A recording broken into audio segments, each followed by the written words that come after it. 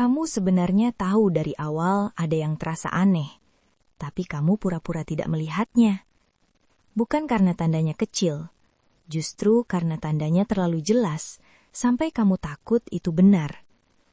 Perutmu mengencang, dada terasa berat, tapi kamu bilang pada diri sendiri, mungkin cuma perasaan. Kita sering meragukan intuisi sendiri, seolah hati kita tidak pernah boleh dipercaya. Padahal tubuh selalu lebih jujur daripada pikiran yang penuh pembenaran. Ada jeda kecil sebelum semuanya memburuk. Jeda di mana kamu sebenarnya bisa pergi, tapi kamu memilih diam, berharap semuanya akan berubah sendiri. Dan dari situlah cerita yang menyakitkan pelan-pelan dimulai. Kita tidak jatuh tiba-tiba, kita berjalan masuk pelan-pelan, sambil terus meyakinkan diri kalau ini masih aman. Sambil terus bilang, gak separah itu kok. Sampai akhirnya kita lupa kapan terakhir kali merasa tenang. Kita selalu pintar membuat alasan untuk orang lain.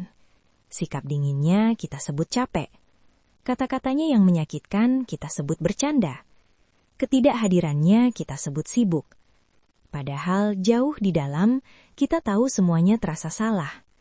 Tapi menerima kenyataan jauh lebih menakutkan daripada memaafkan kebohongan kecil. Jadi kita memilih menutup mata.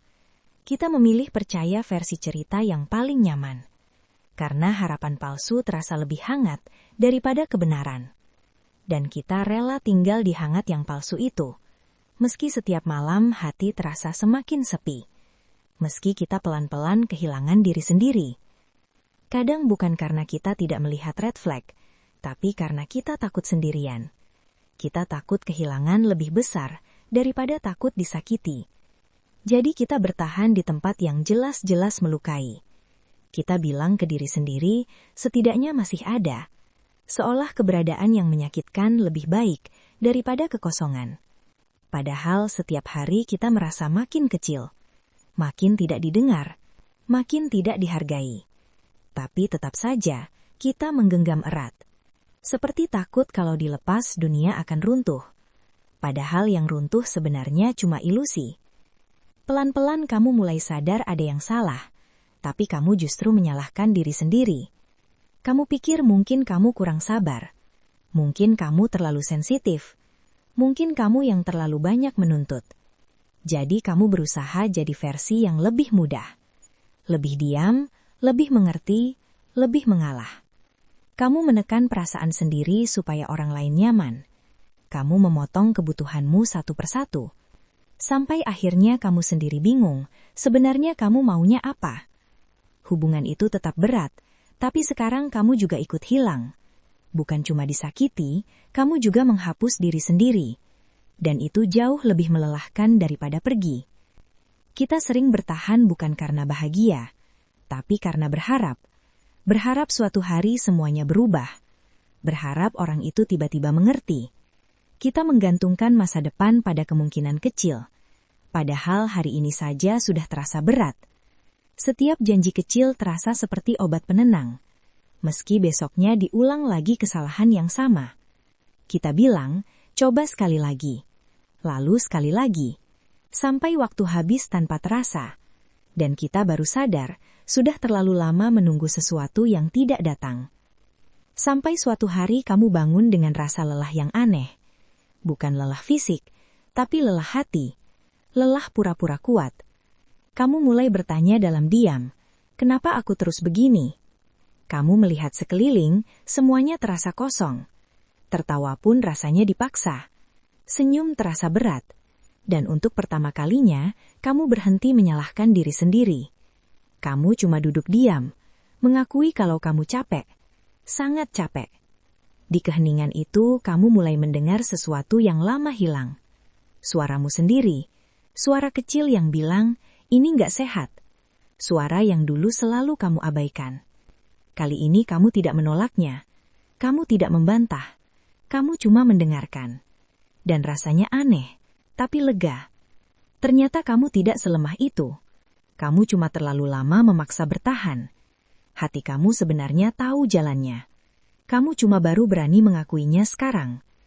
Melepaskan ternyata tidak dramatis. Tidak ada ledakan besar, hanya keputusan kecil yang sunyi. Kamu berhenti membalas pesan. Kamu berhenti mencari alasan. Kamu berhenti memohon dimengerti. Dan anehnya, dunia tetap berjalan. Tidak ada yang runtuh. Yang runtuh cuma ketakutanmu sendiri. Dan di balik reruntuhan itu, ada ruang kosong. Ruang untuk bernafas lagi. Ruang untuk hidup tanpa cemas. Kamu mulai belajar percaya lagi pada perasaanmu sendiri. Kalau sesuatu terasa salah, mungkin memang salah. Tidak semua hal perlu diperjuangkan. Tidak semua orang perlu dipertahankan. Kedamaian lebih penting daripada pembuktian. Tenang lebih berharga daripada terlihat kuat. Kamu berhenti memaksa cocok. Berhenti memaksa bertahan. Kamu memilih yang membuatmu aman. Yang membuatmu bisa bernafas lega. Yang tidak membuatmu ragu setiap hari. Dan itu terasa jauh lebih ringan. Setelah semua keributan itu reda, hidup terasa anehnya sunyi. Tidak ada lagi drama. Tidak ada lagi tebak-tebakan perasaan. Tidak ada lagi cemas yang datang tiap malam.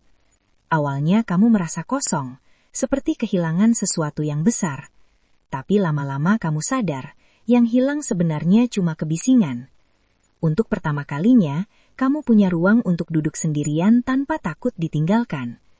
Kamu mulai membereskan hal-hal kecil yang dulu selalu kamu abaikan.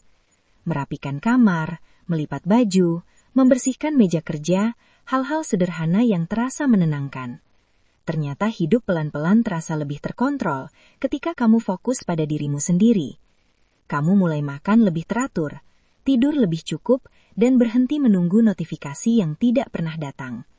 Tidak ada yang berubah secara dramatis, tapi hatimu terasa lebih ringan setiap hari. Seperti sedang menyusun ulang kepingan diri yang sempat berantakan. Dan tanpa kamu sadari, kamu sedang pulang ke diri sendiri. Di titik ini, kamu mulai melihat semuanya dengan lebih jernih. Kamu menyadari kalau red flag itu sebenarnya sudah ada sejak awal. Hanya saja dulu kamu terlalu sibuk berharap, sampai tidak mau melihatnya. Kamu ingat semua momen kecil yang dulu kamu sebut gak apa-apa. Nada bicara yang merendahkan, janji yang sering diingkari, perasaan tidak aman yang selalu muncul tanpa alasan jelas. Semuanya sekarang terasa begitu jelas, seperti potongan puzzle yang akhirnya tersusun. Kamu tidak lagi marah pada diri sendiri karena tertipu. Kamu mulai paham, kamu cuma sedang belajar. Belajar membedakan mana cinta dan mana cuma takut sendirian. Dan pelajaran itu mahal, tapi berharga. Sekarang kamu tahu, mengabaikan red flag bukan soal bodoh atau lemah. Itu cuma tanda kalau kamu terlalu ingin dicintai, terlalu ingin semuanya berhasil, sampai lupa melindungi diri sendiri. Tapi hari ini berbeda. Hari ini kamu mulai percaya pada suara kecil di dalam dada. Suara yang bilang, kalau sakit jangan dipaksa bertahan. Suara yang bilang, kamu pantas merasa aman. Mungkin ke depan kamu masih akan salah lagi, karena kita semua manusia. Tapi sekarang kamu punya keberanian untuk pergi lebih cepat.